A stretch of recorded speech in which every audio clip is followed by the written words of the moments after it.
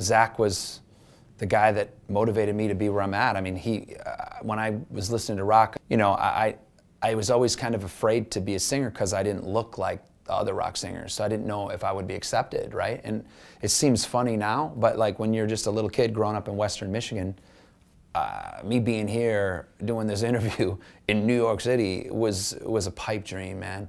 Like no one was going to be interested in what I had to say. No one's going to want to, you know. So there was a lot of insecurity there growing up. So I think that, you know, with Rage and being able to be comfortable in your skin really motivated me to chase the dream. Like I was like, oh wow, you know, when I first heard that record, you know, it put me in a place. However, you know, when at the same time, when I listened to a record, or when I listened to a Rage record, I was always motivated and pumped and angry. You know, like I couldn't take 10 or 15 songs of that. I had to have some kind of melody. Like I didn't grow up miserable, you know. I mean, my mom and dad were wonderful people. They were hard workers. They did everything they could, so you know, my brother and I could have a better life. And they came to this country, you know, with a dream.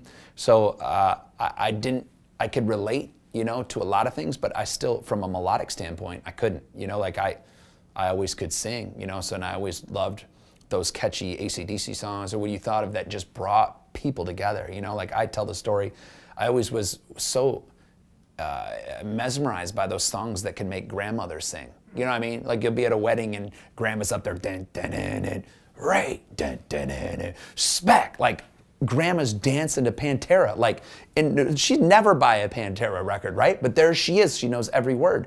That moved me. You know, like what gets people of all walks of life, all genders, colors, you know, aliens, illegal or not, like what brings them together in one venue to put their horns up and be proud of who they are.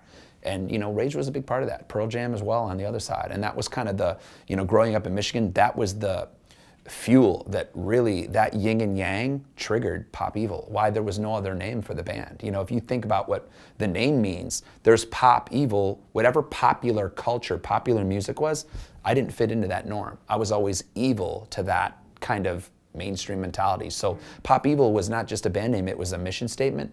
I mean, I would get up and it was almost like the fuel that made me fight that whole concept that rock and roll was dead. It was, you know, I needed to get up there and kind of be like a crusader for rock, to let other kids that were mixed descent like me to say, look, I look like that guy. I can do rock too, and I can be me, you know, and I can express myself with melody. And I kind of, you know, always hoped that, you know, the good Lord would pave that way for me to motivate other people in a positive way. So those were the early signs for me. I knew I could sing, I knew I could rap at a young age, but I didn't look like Tupac, I didn't look like Robert Plant. It was pretty plain and simple. And it sounds obvious to the people maybe watching or listening, but when you're actually, it's you and you look like that, there's a big fear, you know, that you're like, well, they're not gonna accept me.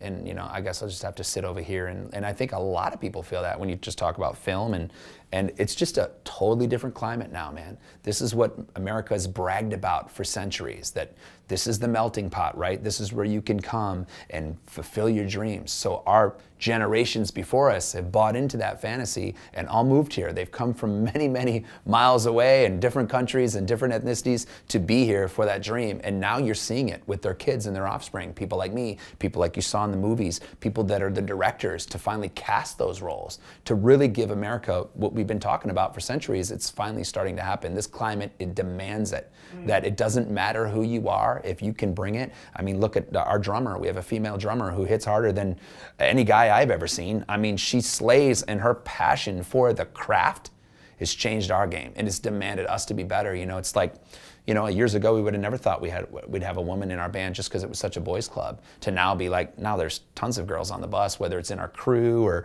in our camp and tour managing or whatever it is. It's like, you know, if you're capable of doing it, you can be an alien from Mars. You know, you come down here, America's the place for you to be. You know, it's like, that's the American dream, man. That we don't judge, that it is the land of the free, home of the brave, right?